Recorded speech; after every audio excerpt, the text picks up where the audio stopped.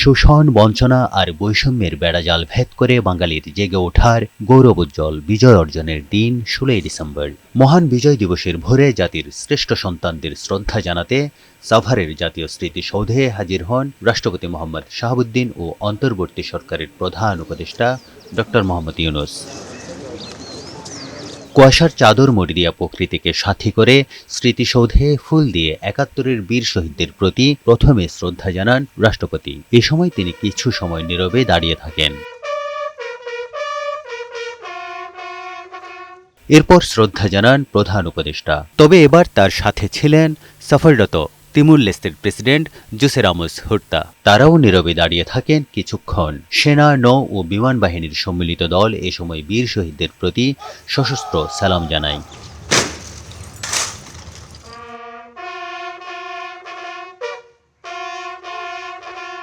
পরে প্রধান বিচারপতি সৈয়দ রেফাত আহমেদ, সরকারের উপদেষ্টা, বিভিন্ন বাহিনীর প্রধান ও কূটনৈতিক কোরের সদস্যরা বীর শহীদদের প্রতি শ্রদ্ধা নিবেদন করেন।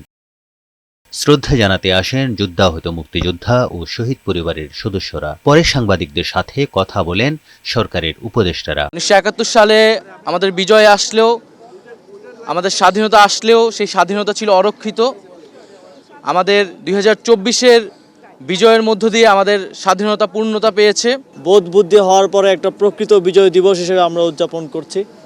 এর আগের বিজয় দিবসগুলোতে আমরা বিজয়কে উদযাপন করব, স্বাধীনভাবে কথাই বলতে পারতাম না। বাংলাদেশ এই স্বাধীনতা ধরে রাখুক এবং জনগণ আমাদের সাথে এবং সব দায়িত্বশীল মানুষের সাথে জনগণ একসাথে চলুক এবং বাংলাদেশ ঐক্যবদ্ধ হোক। এরপর সবার জন্য খুলে দেয়া হয় জাতীয় স্মৃতিসৌধ। ব্যানার আর ফুল হাতে ঢল নামে লাখো মানুষের লাল সবুজে উদ্দীপ্ত চেতনার মশালে বিনম্র শ্রদ্ধায় জাতি স্মরণ করে ৭১-এর বীর সেনানীদের। ৭১-এর লাখো শহীদের রক্তের বিনিময়ে আমরা পেয়েছি লাল সবুজের পতাকা। আর বৈষম্য বিরোধী ছাত্র জনতার গণ অভ্যুত্থানের মধ্য দিয়ে জন্ম নিল নতুন বাংলাদেশ।